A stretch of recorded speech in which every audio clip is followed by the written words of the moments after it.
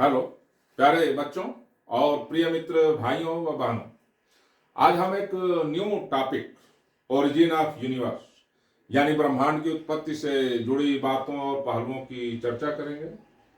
जैसा कि आप सभी इस बात से फैमिलियर हैं, परिचित हैं कि all possible forms of life यानी जीवन के जितने भी संभव रूप और स्वरूप हैं, जिनका एकमात्र ठिकाना और बसेरा हमारी अपनी पृथ्वी है, और हमारी अपनी यह जो पृथ्वी है यह स्वयं खुद जो है यूनिवर्स यानी ब्रह्मांड की अनगिनत आकाश गंगाओं में से एक मिल्की वे नाम की जो मंदाकिनी है, आकाश गंगा है, इसकी एक भुजा में स्थित हमारे सौर परिवार का यह एक सदस्य ग्रह है, और इसे छोड़कर अन्य कहीं जीवन की संभावना नहीं के बराबर है। क्योंकि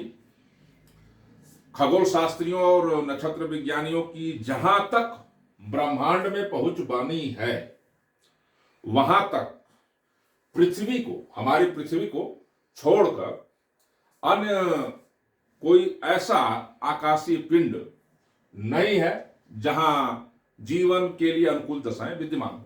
तो खैर, आज हम अपने यूनिवर्स यानी ब्रह्मांड की उत्पत्ति से जुड़ी बातें करेंगे। ब्रह्मांड का अर्थ है everything that is the whole of the matter, the whole of the all forms of energy, space and time यानी time, space, matter and energy, ये सब मिलकर हमारा यूनिवर्स कहलाता है, ब्रह्मांड कहलाता है।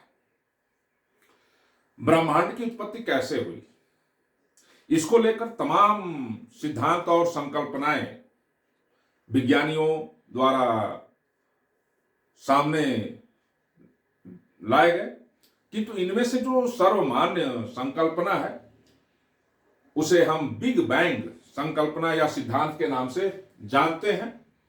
और बिग बैंग नाम की जो संकल्पना है, जो कि वास्तव में एक महाविस्फोट के सिद्धांत पर आधारित एक संकल्पना है, इसके अनुसार हमारा जो यूनिवर्स है इसकी उत्पत्ति आज से लगभग 13.7 अरब वर्ष पूर्व या 13.8 अरब वर्ष पूर्व हुई।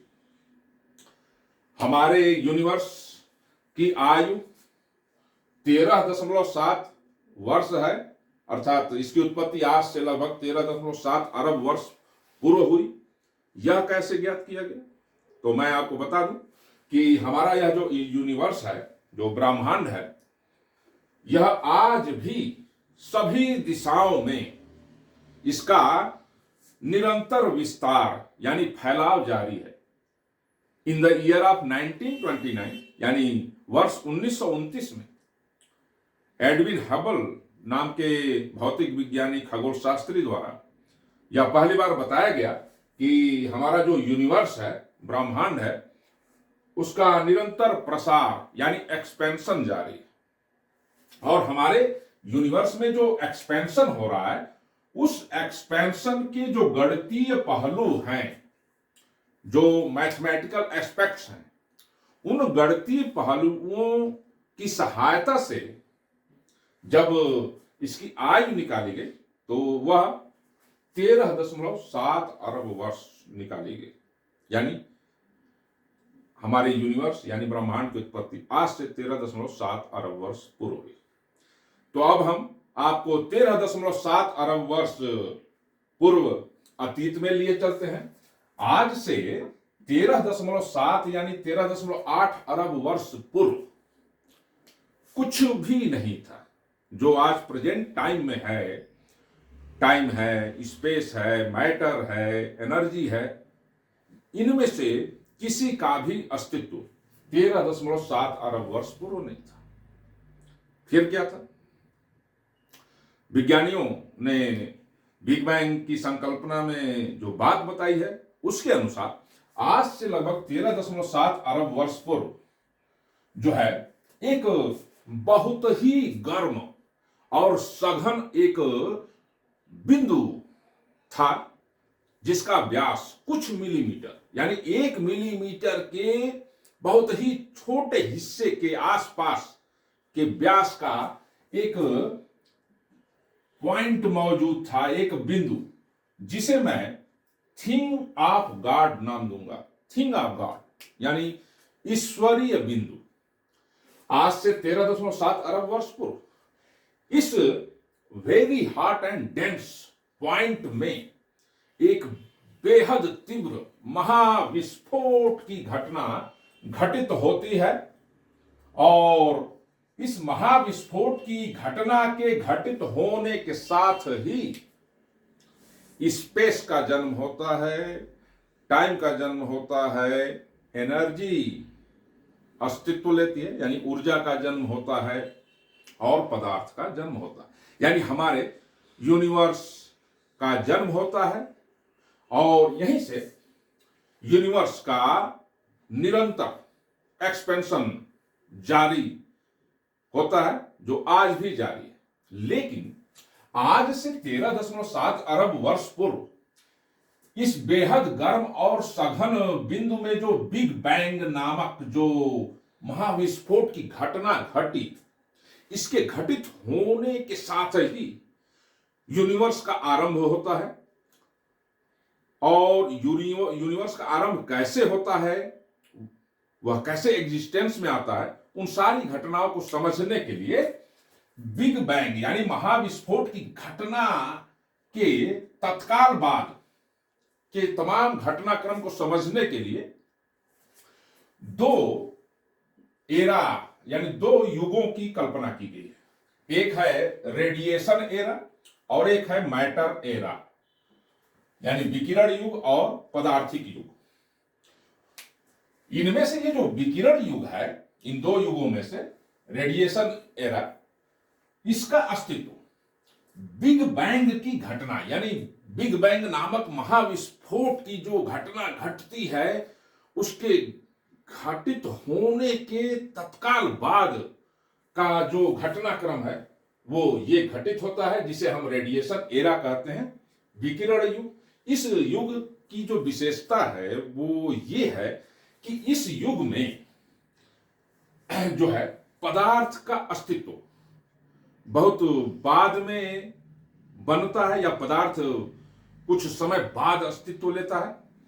इसमें विद्युत चुंबकीय तरंगों के रूप में विकिरण का प्रभाव ज्यादा होता है, और यह संपूर्ण जो युग है यह बिग बैंग नामक महाविस्फोट की घटना के घटित होने के साथ शुरू होकर लगभग 100 सेकेंड के आसपास बहुत ही द्रुत गति से घटित होती है। तो क्या क्या घटित होता है उसे समझने के लिए इस युग को यानी विकिरण युग को तमाम कल्पों में, एपेक्स में डिवाइड कर दिया गया। इनमें जो पहला कल्प है प्लैंक एपेक्ट यानी प्लांक कल्प, यह बिग बैंग नामक महाविस्फोट की घटना के घटित होने के साथ ही शुरू होता है, और इसमें इस कल्प में पदार्थ का कोई अस्तित्व नहीं होता है, केवल विकिरण ऊर्जा के रूप में विद्युत चुंबकीय तरंगों का ही अस्तित्व होता है। और इस कल्प में ही वर्तमान जो हम प्रकृति है, इस प्रकृति में जितने भी तरह के बल क्रियाशील हैं वर्तमान समय में, इन सभी क्रियाशील बलों के 4 पूर्वज बल, एंसेस्टर फोर्सेज ऑफ नेचर का इस कल्प में जन्म होता है। Gravitational force, nuclear force, week forces and electromagnetic forces. इस कल्प का अंत होते होते जो ग्रेविटेशनल फोर्स होता है, जो गुरुत्व बल होता है, उसका लोप हो जाता है, उसका अस्तित्व मिट जाता है। और इस कल्प के बाद ग्रैंड यूनिफाइड एपेक्ट यानी ग्रैंड यूनिफाइड कल्प शुरू होता है। यह कल्प महाविस्फोट की घटना के बाद लगभग 10⁻⁻46 सेकेंड के आसपास ये घटित होती है। और इस कल्प में जो न्यूक्लियर फोर्स होता है, नाभिकीय बल, यानी प्रकृति के जो क्रियाशील बल हैं, जिनको हम नेचुरल फोर्सेज या सुपर फोर्सेज कहते हैं, उनमें से नाभिकीय बल का प्रभाव मिट जाता है और इस कल्प का अंत होने के साथ ही एक नया कल्प शुरू होता है। और यह बिग बैंग की घटना के घटित होने के लगभग 10⁻⁻36 सेकेंड, यानी 1 सेकेंड के बेहद छोटे से हिस्से में यह घटित होता है, जिसे हम इन्फ्लेशनरी एपेक कहते हैं, इन्फ्लेशनरी कल्प। यह इसमें जो वातावरण होता है, बिग बैंग नामक महाविस्फोट की घटना जिस बिंदु में घटित होती है, उसके आसपास बेहद गर्म वातावरण बनता है और इस कल्प में ही यूनिवर्स का बेहद विस्तार होता है, एक्सपेंशन। सपोज करिए यहां इस बिंदु में बेहद गर्म और ये जो हॉट और डेंस बिंदु था, इसमें बिग बैंग की घटना घटती है और इसके घटित होने के बाद 10⁻30 सेकेंड के बाद यह जो कल्प घटित होता है, इसमें यह तेजी से इसका विस्तार होता है हमारे यूनिवर्स का, और इसमें टेम्परेचर बहुत हाई होता है। इसका अंत होने के बाद जो नया कल्प शुरू होता है, यह भी 1 सेकेंड के कुछ छोटे हिस्से के बराबर के समय में घटित होता है। लेकिन इसमें क्या होता है, इस कल्प को इलेक्ट्रोवीक एपेक के नाम से जानते हैं। इसमें जो नेचुरल फोर्सेज हैं, उनमें से जो इलेक्ट्रोमैग्नेटिक फोर्सेज हैं और वीक फोर्सेज, वो रिमूव हो जाते हैं, यानी उनका प्रभाव समाप्त हो जाता है। और ये लगभग बिग बैंग की घटना के घटित होने के 10⁻32 सेकेंड के आसपास ये घटना घटती है। और इस कल्प के बाद क्वार्क एपेक शुरू होता है। क्वार्क एपेक एक ऐसा कल्प होता है जिसमें पहली बार पदार्थ सूक्ष्म से सूक्ष्म कणों के रूप में अस्तित्व में आता है। सूक्ष्म से सूक्ष्म इन कणों को विज्ञानियों द्वारा क्वार्क नाम दिया गया है। यानी इसी कल्प में जो लगभग बिग बैंग की घटना की घटित होने के बाद 10⁻16 सेकेंड के आसपास ये घटित होती है, इसमें पदार्थ के सूक्ष्मतम कण क्वार्क का जन्म होता है और जो वातावरण होता है वो थोड़ा सा ठंडा होता है। और इस कल्प के बाद लगभग बिग बैंग की घटना के घटित होने के बाद 10⁻6 सेकेंड के आसपास का जो समय है, हैड्रॉन एपेक यानी हैड्रॉन कल्प शुरू होता है। इस हैड्रॉन कल्प में होता क्या है कि ये जो क्वार्क्स होते हैं, क्वार्क्स पदार्थ के जो सूक्ष्मतम कण बने होते हैं, ये फंडामेंटल पार्टिकल्स में ऑर्गेनाइज होने लगते हैं।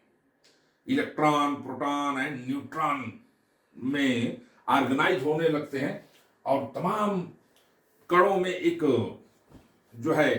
चर्निंग यानी एक मंथन सा शुरू हो जाता है। मंथन का मतलब उनमें जैसे समुद्र में एक बिल्कुल चर्निंग होती है वाटर की, उसी तरह से इन पदार्थ के कणों में एक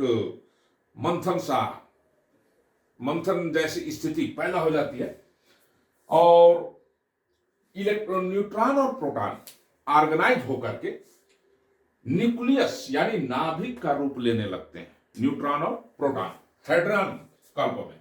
अब मैं आता हूं लेप्टॉन कल्प। यह जो है लेप्टॉन नामक जो कल्प है, इस युग का बिग बैंग की घटना के घटित होने के बाद,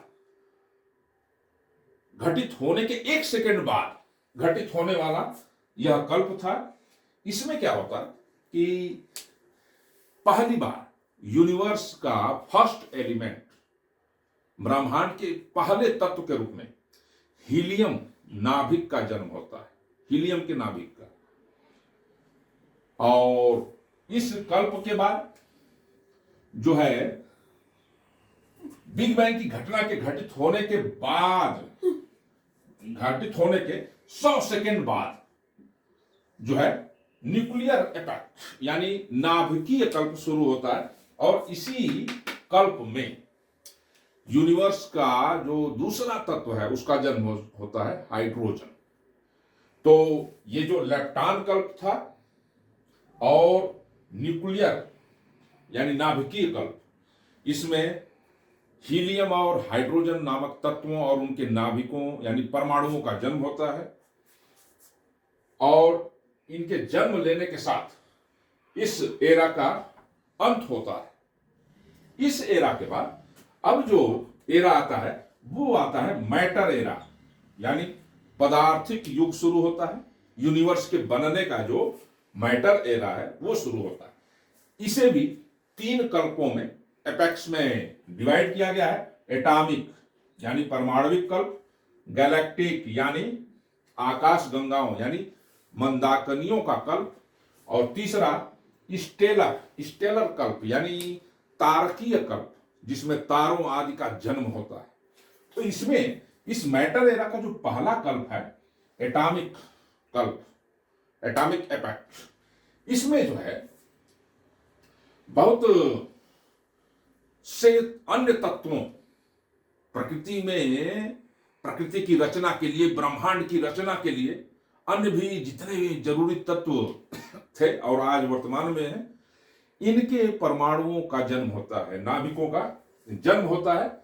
और आप देख सकते हैं कि यहां पर इस एरा में, एटॉमिक एपॉक में, तमाम तत्वों के नाभिकों, परमाणुओं का एक बहुत ही डेंस क्लाउड जो है, डेंस क्लाउड जन्म लेता है। बहुत ही सघन जो है मेघनुमा स्थिति बनती है तमाम तत्वों के परमाणुओं और नाभिकों की इसमें। और यह जो कल्प होता है, यह बिग बैंग नामक महाविस्फोट की घटना के घटित होने के 50,000 वर्ष बाद यह घटित होता है। यानी यह जो नाभिकीय कल्प था विकिरण युग का, यह महाविस्फोट यानी बिग बैंग की घटना के बाद 50,000 वर्षों तक अस्तित्व में होता है। और उसके बाद यह परमाणुविक कल्प शुरू होता है, जिसमें आज के वर्तमान समय में ब्रह्मांड में जितने भी तरह के तत्व हैं, इन सभी तत्वों के नाभिकों और परमाणुओं की उत्पत्ति होती है।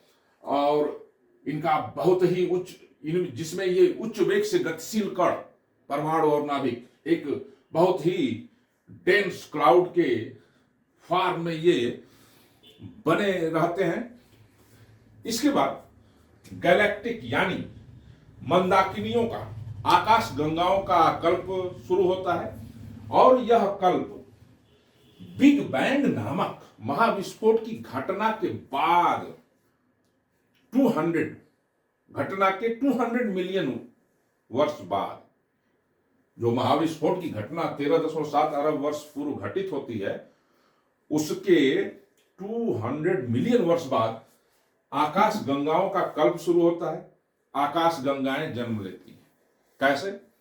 यह जो तमाम परमाणुओं, गैसीय तत्वों के परमाणुओं, अणुओं और धूल कण का एक बहुत डेंस क्लाउड नुमा ये जो वातावरण बना होता है, इसी में जगह जगह ग्रेविटी के सेंटर ओरिजिनेट होते हैं, यानी गुरुत्व के तमाम केंद्र इसमें बनते हैं जगह जगह।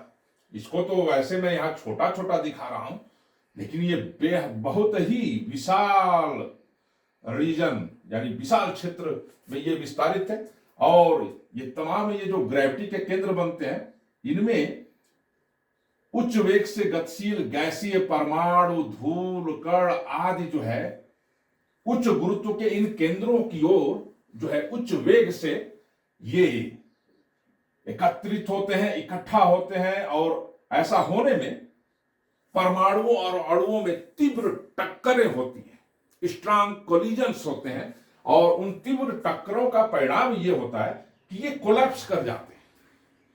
ये जो जगह जगह पैकेट्स बने हुए थे पदार्थ के, ये कोलैप्स कर जाते हैं, और इनके कोलैप्स कर जाने से जगह जगह गैलेक्सीज का जन्म होता है।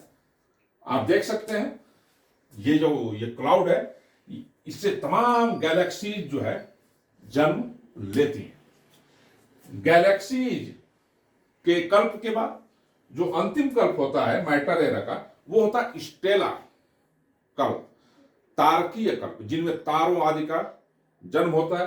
तो जगह जगह जो ये गैलेक्सीज बनती हैं, इन गैलेक्सीज में अब अलग से गुरुत्व के बहुत ही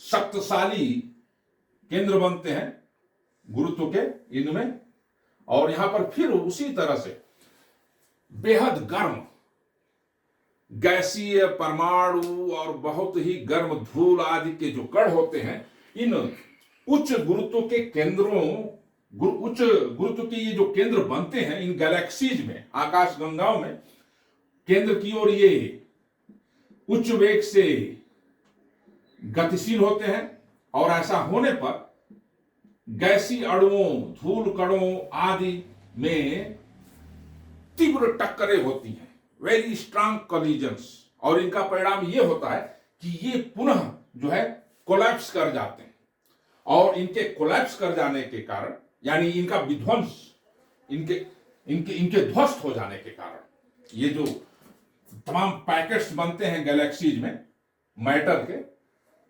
उच्च गुरुत्व का केंद्र बन जाने के कारण और गैसीय अणुओं और धूल कणों में तीव्र टक्करों के परिणाम स्वरूप ये ध्वस्त हो जाते हैं, और ध्वस्त होने के बाद यहां पर जो है तमाम तारों का जन्म होता है, स्टार्स का जन्म होता है। जैसा कि मैंने यहां पर दिखाया हुआ एक आकाशगंगा है ये, और इसी आकाशगंगा से हमने अपने सोलर सिस्टम को यहां दर्शाया हुआ है।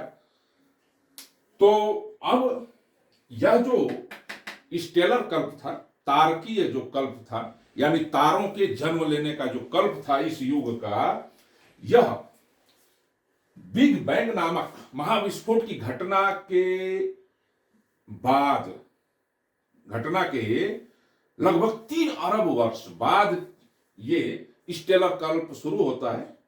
और इस कल्प के शुरू होने के बाद तमाम जो है तारों, तारा समूहों और उनके परिवार का जन्म होता है।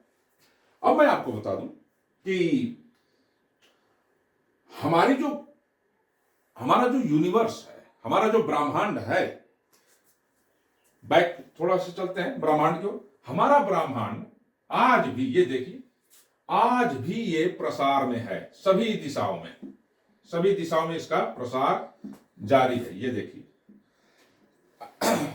यह किस कारण होता है, इसे भी जान लेना जरूरी है।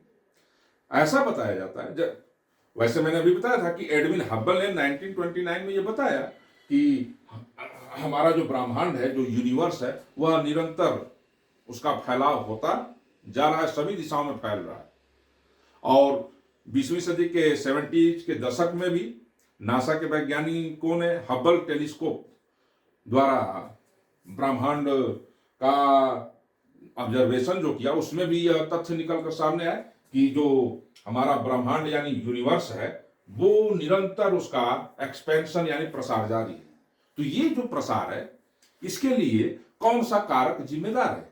तो इसके पीछे की जो वजह बताई जाती है वो ये है कि आज से 13.7 अरब वर्ष पूर्व जो महाविस्फोट की घटना घटी, जो बिग बैंग की घटना घटी, यानी 13.7 अरब वर्ष पूर्व बेहद गर्म और सघन इस बिंदु में जो विस्फोट की घटना घटी, उसमें जो बल उत्पन्न हुआ, यानी महाविस्फोट के कारण जो बल उत्पन्न हुआ, वह बल 13.7 अरब वर्ष पूर्व जन्म लेकर वह आज भी अस्तित्व में बना हुआ है, और उस महाविस्फोट से जनित यह बल ही आज वर्तमान में भी क्रियाशील है, और इसके क्रियाशील होने का ही परिणाम है कि हमारा यूनिवर्स यानी ब्रह्मांड अभी भी सभी दिशाओं में निरंतर फैल रहा है, यानी इसका प्रसार जारी है।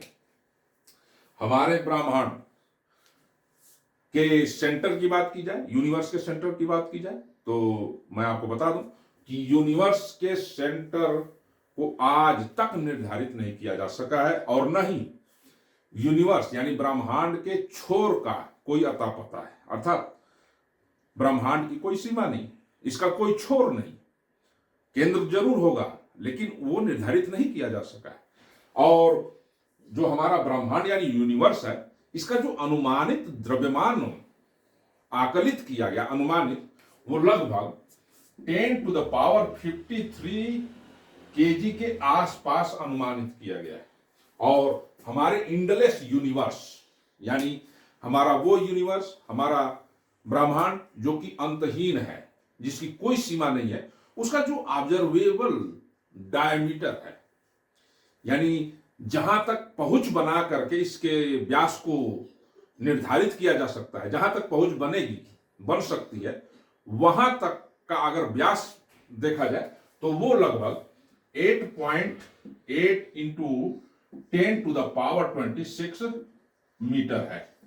तो आज के वीडियो में हमने यूनिवर्स की उत्पत्ति से जुड़ी बातें की। अब हम नेक्स्ट वीडियो में अपने सोलर सिस्टम यानी मिल्की वे जो हमारी मंदाकिनी है, जो आकाश गंगा है, जिसका सौर परिवार, हमारा सौर परिवार हिस्सा है, उसकी हम अगले वीडियो में चर्चा करेंगे। तब तक के लिए आप सभी का बहुत बहुत धन्यवाद।